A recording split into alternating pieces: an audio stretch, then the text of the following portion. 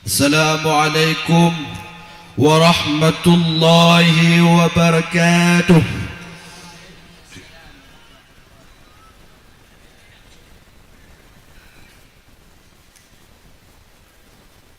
Ya cuma kehiburan loh, hanya maksud pulain dan cuma kehiburan.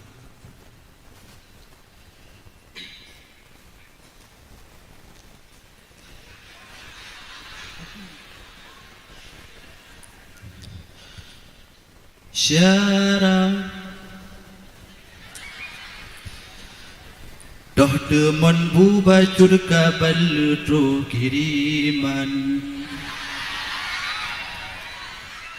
Syarah benar kau kedon hek kuwit ngon pingan kahe Lunten dari pohon dua malam sampai di noka ulun usaha temon bupihana tetap lun sabar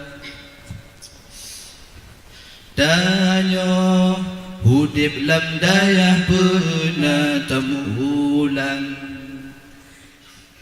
danyo biasa bila penata berjuang untuk getanyo capai sabuk kesuksesan bahasa pemasa udip bahagia terus cita-cita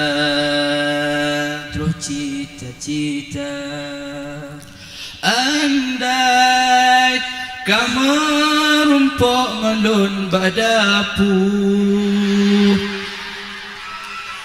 beka paling muka gabi baju demonbu dalam daya bersering membantu tanya menuntut ilmu bena saling karu gedanya yang sabar guru oh syedara semoga tanyo tabung syiruga syedara semoga bertamang syurga. Coba lo.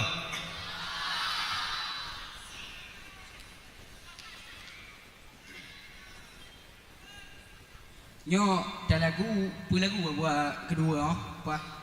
Lagi omak ke mengaji. Lagu tu deh, hanya mungkin.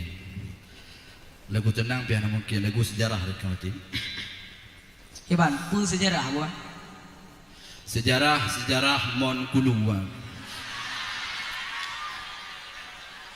Tepat Mon Kuluwa. Mon Kulu bak dapu Kulu nah.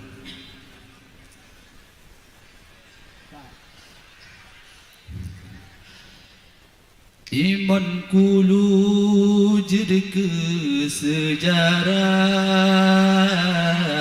Baputra pekan pada manom upat Iman Kulu jadi sejarah Baputra pekan pada manom upat Tundu wari beg kumonyan tempat mesenang putra pekan badan Tundu wari beg kumonyan tempat mesenang putra pekan badan Pucuk bakulu ada gang silek Lemah weci adalah lagoina Wesejih menggambar memacam coret Pintu memerah hitam warna Imun tenang jernih hanaban sang imon nyan lamun jeng kaca lagi kulam Jawa ni baksa gonyan tinggai kenangan jinotan lela. Wate musim kung imon makin lu Talohana tru tacrungon tima Beleta mulale Tengku pihirap tru Takut getumbu lepat tertega Pucuk bak kulu atugang sile Lemah wece julah lagoina Wece di menggambar memacam coret Pintu memerek hitam warna Imun tenang jenehanaban sang imon yang lemun jeng kaca Lagi kulam Jawa ni bahasa gonyan Tinggai kenangan di notan lena Wate musim kung imon makin hu Talolun hantro olon trungon timah Belita mulale tengku pihirap tro Takut ge inco getumbo lepatat tega La.